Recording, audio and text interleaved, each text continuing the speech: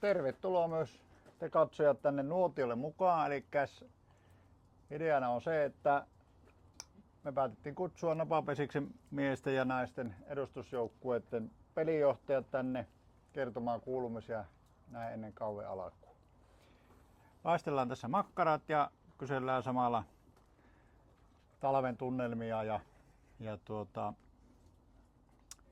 millä mielillä kesään lähdetään. Ja otetaan alkuun heti siitä makkarat ja pistetään ne lämpiämään.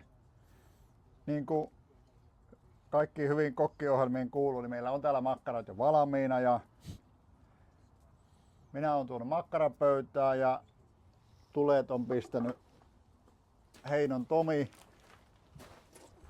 Miten Santtu, tuleeko käytyä paljon nuotiolla ja makkaranpaistossa? No ei niin hirveästi, mutta kyllä se kun kutsu tulee, niin se on lähettävää. Miten tuossa on nyt kapanossia Aapon pyynnöstä. Kylläkin ei ole juustokapanossia, kun tämä lakko Valitettavasti. Mutta mikä on niin makkarasta se sinun juttu? Kyllä siellä jotakin pitää olla, ettei se perus hiillosmakkara, niin se ei oikein sytytä niin sanotusti. Että jotakin siellä pitää olla sisällä. A-luokan makkaraa kuitenkin. Joo, A-luokan. Mites nuo viillot, niin onko sama niin kuin mailan teippauksessa? Aina samalla lailla. Aina samalla ei mitään lailla. twistiä Ei. väliin. Ja yhtä monta. Kyllä. Miten se talvi? Teillä on pitkä talvi takana ja muutama viikko kauden alkuun. Niin miten se on teillä mennyt? Kyllä se ihan hyvin on mennyt. Että on siinä ollut vähän opettelemista, että kun ei ole aikaisemmin pelinjohtajana ollut, niin on siinä, mutta sitten sitä on entisiltä pelinjohtajilta saanut vähän neuvoa ja tällä lailla, että ei ole tarvinnut ihan yksin kuitenkaan koittaa selviytyä tuosta hommasta. Miten se, onko joukkueessa hirveästi tullut muutoksia tai onko se pysynyt samana? No, kun en viime kautena ollut mukana, niin ei siihen mun käsityksen mukaan ihan hirveästi ole tullut. Että muutamia uusia ja sitten yksi junnuistakin nostettu siihen Suomarin rinkiin. Että Joo. No onko jotakin tiettyjä osa-alueita, mihin te olette panostanut tänä talvena, jos vertaa aikaisempiin vuosiin? No, kyllä se räpylävarmuus on ollut semmoinen, että siihen paljon räpylähommia ja lyöntihommat on mun mielestä ollut ihan hanskassa niin ennestäänkin, että tietenkin jotakin uutta aina sinne ja tälleen, mutta että räpylähommia, että pysyisi se ulkopeli sillä tasolla, että pystyisi pärjäämään. Eli ulkopelin kautta. Ulkopeli tulee olemaan tiiviimpi kuin viime kesänä. Ainakin toivottavasti. Okei. No sulla on itsellä pelitaustaa miesten Suomi-sarjasta ja nyt sitten eka kausi on ykköspelijohtajana, niin mitkä on miltä se tuntuu viuhkaa hypätä ykköspelijohtajaksi? Ja onko siinä jotain semmoisia suuria haasteita? No, kyllähän siinä tietenkin haasteita on, että ei ehkä voi olla ihan samanlainen persona mitä pelaajana oli, että pitää olla vähän ehkä rauhallisempi ja malttaa mielensä, että ja tässä niin käytiin vähän semmoista palautehommelia tuossa läpi ja sitten olin saanut palautetta, että yllättävän hyvät hermot, niin se oli itsellekin sillä lailla semmoinen positiivinen yllätys. No joo, sinut on nähnyt sen tämän korkuisesta lähtien, niin kyllä se ehkä pikkusen on vuodet tasoittanut sitä, että mielenkiinnolla ootan viuhkahommaa. No, jos ajattelee niitä odotuksia, mitä sulla oli tähän tai tuohon pelijohtajuuteen, niin onko siellä tullut jotakin semmoisia yllätyksiä, että ei olekaan mennyt ihan samalla tavalla, tai vai onko se ollut semmoista kuin ajattelit?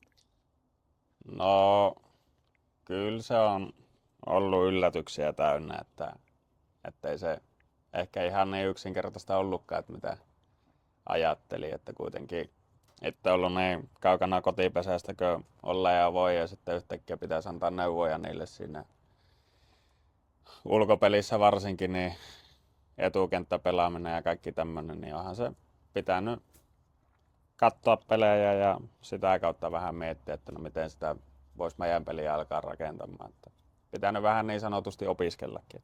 Joo. Tekää meidän makkara. Pitäisikö niitä käydä sinun kääntämässä? Joo, meipä käydään. Sitten palaa. Sanoitkin tuossa, että kaukana olet ollut kotipesästä eli sillä kopparin paikalla, niin miten se, näkyykö se jotenkin siinä teidän ulkopelissä, että sinä olet katsonut sitä peliä sieltä takarajan tuntumasta? Tai ootko tuonut sieltä niin omia juttuja?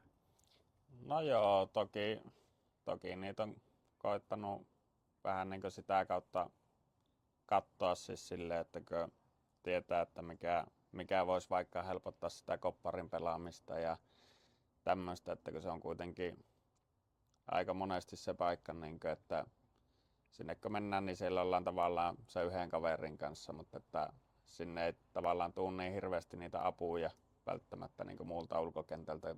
Jos miettii vaikka jotakin sieppariakin siinä, niin siellä on kakkosvahti yleensä takana ja muut pystyy jotenkin auttamaan sitä pelaamista, niin sitten koittanut vähän sinne linjaankin, että miten siellä voisi sitten auttaa sitä kopparin pelaamista, että mikä tekee sitten tässä sitä linjan pelaamisesta vähän helpompaa.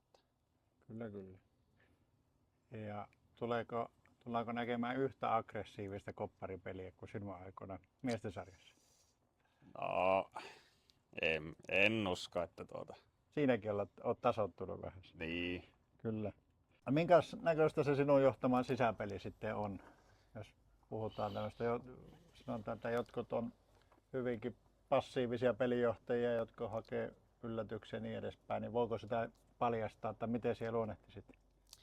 No sanotaanko näin, että kun pari harkkapeliä ollut tässä, niin kyllä se on ollut semmoista rauhallista se sisäpeli, että on tavallaan ollut selvät sävelet niin pelaajilla ja ehkä itselläkin siitä, että mitä niin niiltä odotetaan ja mitä niin seuraavaksi sitten tehdään, että jos käy tämmöinen tilanne, niin mitä seuraa sitten ja näin, mutta toki ihan siellä pitää niitä yllätyksiä olla, että ei niin mene semmoiseksi virkamiespekikseksi.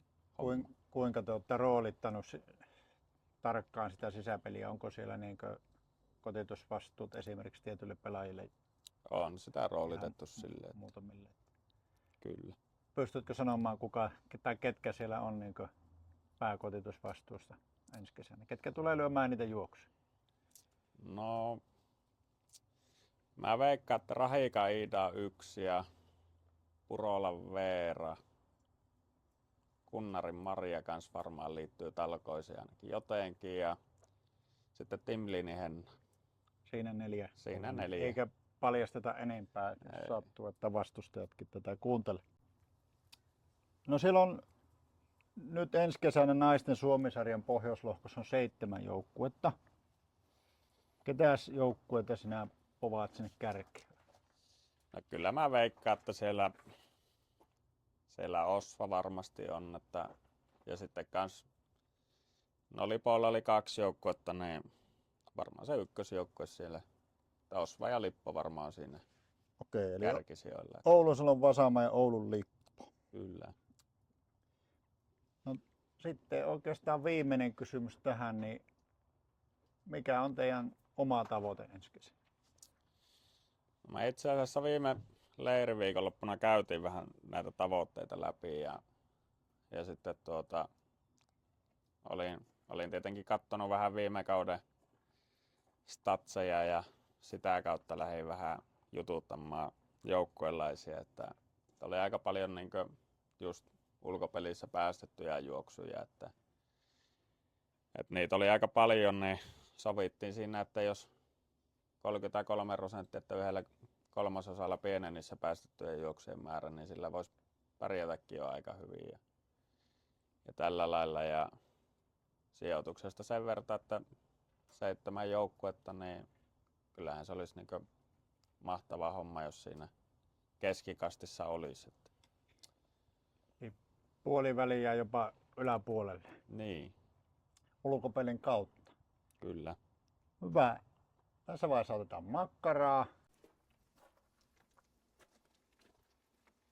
Mikä on onko näin, että se on sinappi? Vai sinappi, ketsuppi tai joku muu? No, Ilmeisesti sinappi. kyllä se ei näyttänyt muuta olevan tarjolla, niin pitää tätä sinaappia syödä. Ei, kyllä se on sinaappi, mitä pitää. Tällä lailla ainakin, kun on muitakin, että sitten yksin voi syödä sitä ketsuppia. Mutta Mitä? Pelkkää ketsuppi. no ei, Miten- kyllä silloinkin pitää olla sinaappia.